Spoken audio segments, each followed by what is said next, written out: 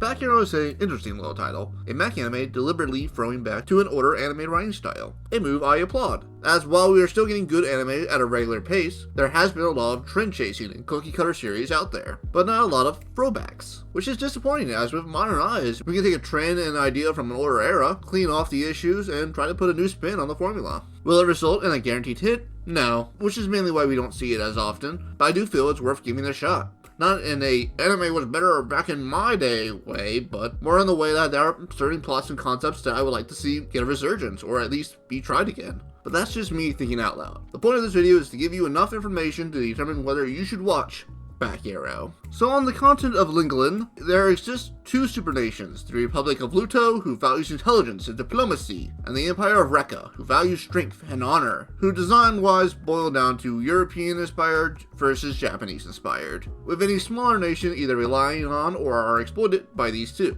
But the common people all agree that one must revere the wall that surrounds Lingland as God. Every month, the wall will gift the people a Rakuho, a capsule that will contain food, weapons, and most importantly, bind warpers. These bind warpers allow one to turn their conviction into a mech. The stronger your conviction, the more unique and powerful your mech is, with both supernations fighting each other for control of these bind warpers, to get that required edge over the other. The our story starts when a second Rakuho is sent out in a month, landing in an Edger village, the outer part of Luto, in bum nowhere. But instead of the usual supplies, out pops an amnesic man who will later take up his titular name, Back Arrow. The only thing Arrow seems to remember is that he wants to journey over the wall, a goal that seems completely foolish and borderline treasonous. But he saves the day when a bandit attacks to steal a treasure in the Rakuho, repeating it when a local leader tries to do the same. But this somehow leads to them discovering a giant ship under the town of Etcher, with a member of the Sidecast being the key to piloting it, thus leading to a union between Back Arrow and the town of Etcher, dubbing the newly acquired ship Grand Etcher,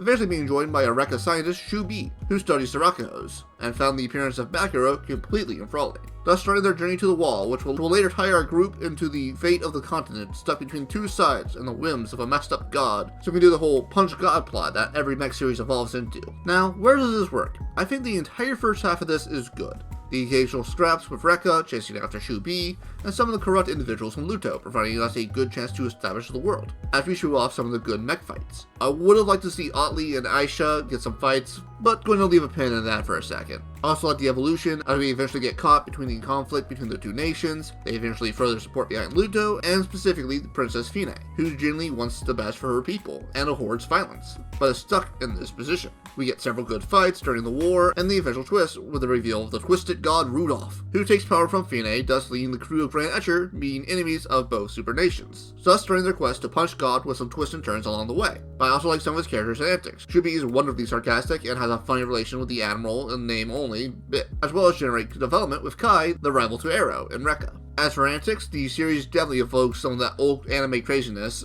See the Pretty Boy Nation and a Science Feeder Choir for examples of that. However, the series loses its footing in the back half, as it is revealed that Arrow is actually a weapon sent by God to destroy Lingland. Starting arc I felt went far too long, as the sidecast figures out how to free the depressed Arrow from his fate. Once they do that, we enter the whole punch God plot, but it got way too bonkers with the god being a baby, using several different continents as cells to use conviction as sustenance, with the Grand Etcher eventually cutting the baby off so they can take it back to home on Earth. But if the continents are cells attached to this baby, are they actual planets, or do they have to go from different realms? It's just too complicated and confusing. On top of that, revisiting that pin, the sidecast doesn't matter. Atlee and Asha tease arcs that either don't go anywhere major or just don't start.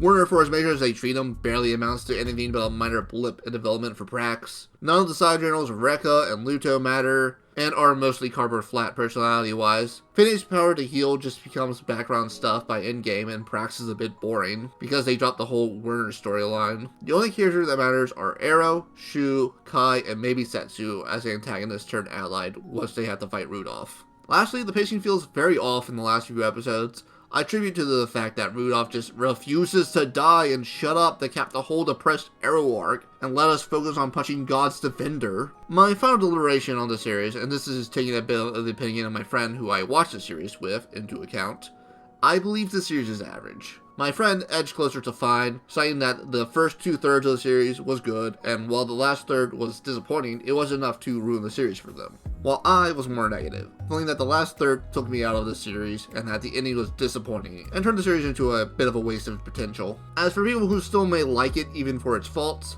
I feel people who are big fan of older mech series that may get a kick out of this, and maybe people who like general action and can turn their brain off once the series gets stupid complex. Oh, also people who are looking for Achillean or polycule ships, as there's definitely a lot of Arrow and Shu shippers, and some people who throw Atli and Aisha into the mix to form some sort of polycule.